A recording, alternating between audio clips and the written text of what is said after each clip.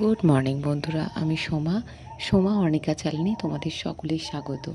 আশা করি তোমরা সবাই ভালো আছো, আমিও খুব ভালো আছি। আর এই যে একটা করতে কারণ হচ্ছে আমাদের কারেন্ট হয়ে গেছে, ভাজাতে দিয়ে এসেছে মুড়ি, তো এখনও দেয়নি, যে কারণে সকালবেলা বসাতে। আমি সকালবেলা দুবারেরই ভাত করে নিচ্ছি, দুপুরে খাওয়া হবে আর মুড়ি খাওয়ার টাইমে খাওয়া হবে। এই যে ভাতে আলু টিফিনে করে দিয়ে দিয়েছি আর ডাল কৌটোয় ডাল দিয়ে দিয়েছি। আর এই যে সকালবেলায় যে গাই দুইতে এসেছিলো, তো দুধটা দেখতে গিয়েছিলাম কত কি মাপ হচ্ছে। আর তারপরে একদম সোজা চলে এসেছি বিকালবেলা তোমাদের সাথে দেখা করতে। তো রবিবার মানে আমাদের মামের হচ্ছে ছুটির দিন, কী যে খুশির দিন যে বলার নয়। কারণ হচ্ছে আমরাও ঘরের বাইরে বেরোতে পাই। তো রোজের যেহেতু পড়ানো থাকে বিকাল থেকে সেই সন্ধে পর্যন্ত আমরা বেরোতেই পাই না, যে কারণে রবিবারটা যে কী মানে বলার নয়। আর এই যে তোমাদের সাথে এই যে ঢ্যাঁড়স গাছগুলো দেখালাম, আর তারপরে যে চলে এসেছি, যে দেখো না বাদামের জাল দিয়ে রেখেছে, বাদাম ছিটছে, সেটাই তোমাদের সাথে যে শেয়ার করছি। আমার মেয়েও দেখো না বাদাম তুলে দিচ্ছে, এই যে হাতে করে নিয়ে নিয়ে তুলছে একটা একটা করে। আর ও যে কী খুশি যে বলার নয়, মানে রবিবার এই যে ঘুরতে পায় না একটু, যে কারণে খুবই খুশি হয়। আর সারাদিন তো সেই পুরো সপ্তাহ ঘরবন্দি থাকেও, বাইরে সেভাবে বেরোতে দিই না, কারণ আমি বেরোতে পাই না।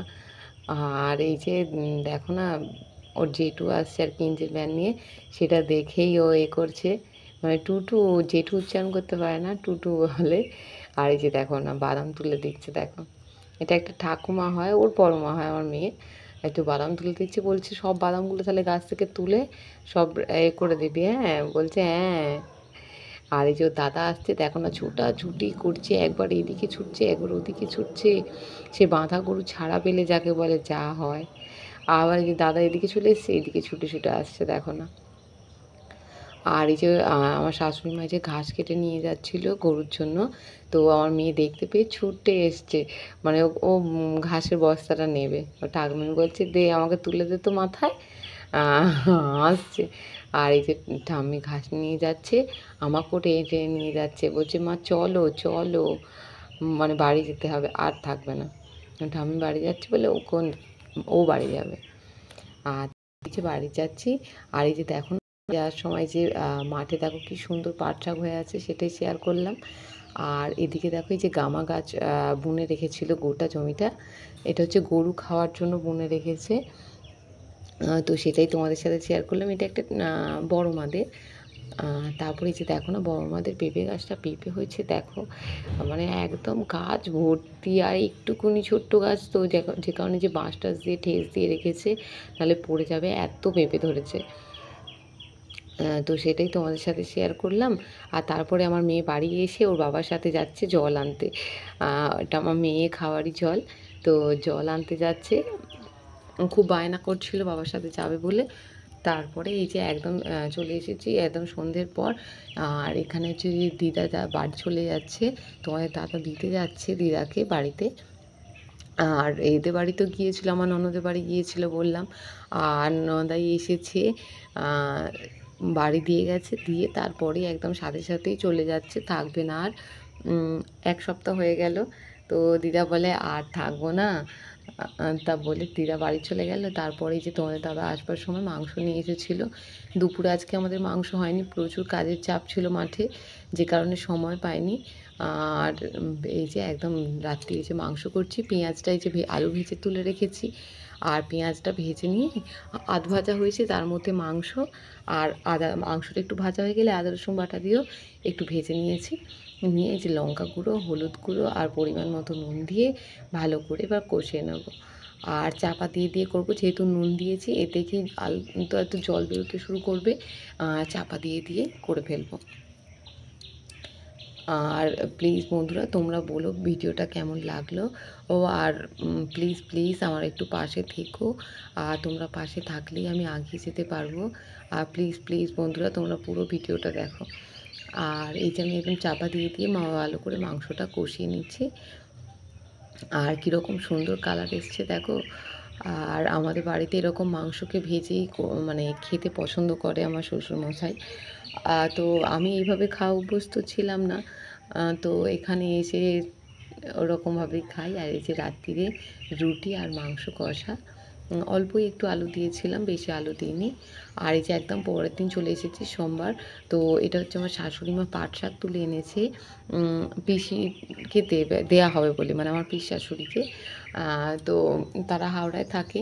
তো এইসব শাক তো আর সেইভাবে পায় না, যে কারণে তারা করে। তো তোমাদের দাদা যেখানে কাজ করে সেখান থেকে সামনে, যে কারণে এই যে পাট শাক তুলে শাশুড়ি মা প্যাকেটের মধ্যে দিয়ে দিচ্ছে।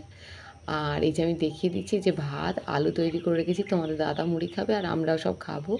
আর এই যে মাছের ঝাল, পুঁই শাকের তরকারি, পটল ভেজেছি। আর এই যে মাছ ভাজাটা আমার মেয়ের। তো এই যে টিফিন বক্সের মধ্যে সব ভরে দিয়েছি। আর এই ব্যাগটার মধ্যে যে ব্যাগটা রয়েছে ওখানে, ওই ব্যাগটার মধ্যে রয়েছে বাদাম আর এই পাট শাক, তোমাদের দাদা নিয়ে যাবে পিসির জন্য। আর তারপরে এই যে মেয়ে খুব কান্নাকাটি করছে, বাবার সাথে যাবে, বাবার কোলে উঠেছে, দেখো না কীরকম হাম দিচ্ছে, মানে বাবার সাথে যাবে। ও খুব কান্নাকাটি করছিল। আমি বলছি আচ্ছা ঠিক আছে, তুমি একটুখানি নিয়ে চলো, তারপর আমি না ওকে। আর কীরকম আমাকে টাটা করে দিচ্ছে দেখো না, মানে ও বাবার সাথে যাবে কাজে। আর এই যে আমি আবার ওকে আনতে চলে আসছি। আর এই যে ওর বাবা চলে যাচ্ছে কাজে। আর খুবই কান্নাকাটি করছিল, তারপর আমাকে কোনো কাজই করতে দেয়নি। এই যে দেখো না বাসন মাজবো, আমাকে ছাড়েনি, বলে না মাজতে হবে না, মানে না। বলছি বাসনগুলো তাহলে কে মাজবে?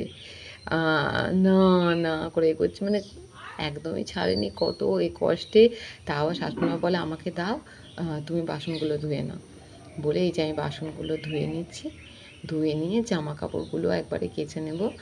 আর জামা কাপড়গুলো কেচে ধুয়ে ছাদে দিতে যেতে হবে।